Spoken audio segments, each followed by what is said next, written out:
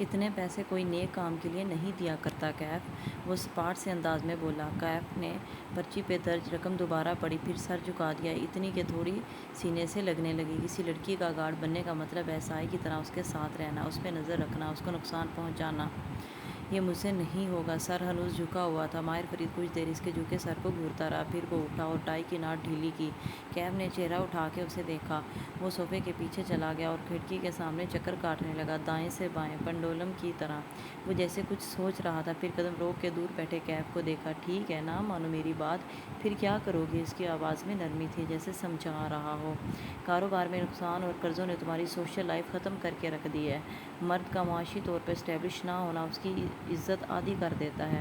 وہ لوگوں سے ملنا چھوڑ دیتا ہے، لاؤنج لزرڈز بن جاتا ہے، گھر سے نہیں نکلتا، اور نکلتا ہے تو ایسے جوتے پہن کے۔ کیف نے چون کے اپنے جوتوں کو دیکھا، سفید جوگرز اب مٹیالے ہو چکے تھے۔ اس نے پیر قدرے پیچھے کیے، لیکن وہ ان کو چھپا نہیں سکتا تھا۔ دوسری طرف میری آفر ہے۔ ماہر فرید واپس اس کے سامنے آ کے بیٹھا۔ میرے لیے 2 ماہ کام کرو، صرف 2 ماہ، اور ساتھ اپنی فوٹوگرافی جاری رکھو اور اپنا نیا بزنس پلان بناؤ۔ 2 ماہ ختم ہوتے ہی میں تمہارا بزنس خود سیٹ کروا دوں گا، مارکیٹنگ، نیٹ ورکنگ میری ٹیم سب کر لے گی۔ صرف 2 ماہ۔ وکٹری کی 2 انگلیاں بنا کے دکھائیں۔ آپ اپنا کام کسی سے بھی کروا سکتے ہیں، پھر میں ہی کیوں؟ ماہر فرید پیچھے کو ہوا اور ٹانگ پہ ٹانگ جمائی۔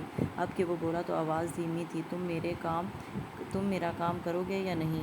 کیف جمال کا چہرہ ہلکا سا سرخ ہوا۔ اوہ، آپ جلدی میں ہیں؟ اگر میں جا کے صفورہ کو بتا دوں کہ کوئی اس کی دوست کو اسٹاک کرنے کی کوشش کر رہا ہے تو؟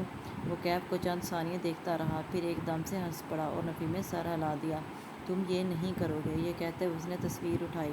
کیف کو تصویر کی پشت نظر آئی، وہاں کچھ لکھا تھا، 5 الفاظ۔ آپ کو کیسے معلوم ہوا کہ میں یہ نہیں کروں گا؟ وہ متعجب ہوا۔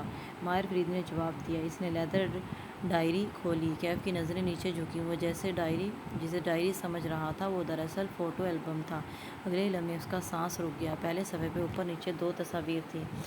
اوپری تصویر ایک سیاہ بالوں والی لڑکی کی تھی، وہ اس میں مسکرا رہی تھی۔ نچلی تصویر اسی لڑکی کی تھی، لیکن اس کی آنکھیں نیلو نیل تھیں، پیشانی زخمی تھی اور پلکیں بند تھیں۔ وہ شاید کسی لاش کی تصویر تھی۔ وہ آہستہ آہستہ صفحے پلٹانے لگا۔ ہر صفحے پہ اوپر ایک لڑکی کی زندگی سے بھرپور تصویر ہوتی اور نیچے زخمی یا لاش جیسے تصویریں مختلف لڑکیوں کی تھیں۔ اس نے چھٹا صفحہ پلٹایا تو وہ خالی تھا۔ اس نے اوپری خانے میں سبز آنکھوں والی لڑکی کی تصویر ڈال دی۔ نیچے جگہ ابھی خالی تھی۔ کیف اپنی جگہ سے ہل نہیں سکا۔ اطراف میں ساری خوشبوئیں دم توڑ گئی تھیں۔ اب صرف کافور کی بو تھی جو اندر باہر پھیلی تھی۔ ماہر فرید نے کھلی ہوئی البم پریں دھکیلی اور نظریں اٹھا کے کیف کو دیکھا۔ پھر اس نے 2 فقرے بولے، اور وہ 2 فقرے اس کی ساری گفتگو پہ بھاری تھے۔ کیف جمال نے رکی ہوئی سانس خارج کی۔ پرچی پہ لکھے صفر گنے۔ یہ اس کے قرضے اتارنے کے لیے کافی تھے۔ وہ ان 2 فقروں کے بعد اس کے پاس انکار کی گنجائش نہیں تھی۔ صرف 2 ماہ کے لیے وہ یہ کام کر سکتا تھا۔ میں تیار ہوں۔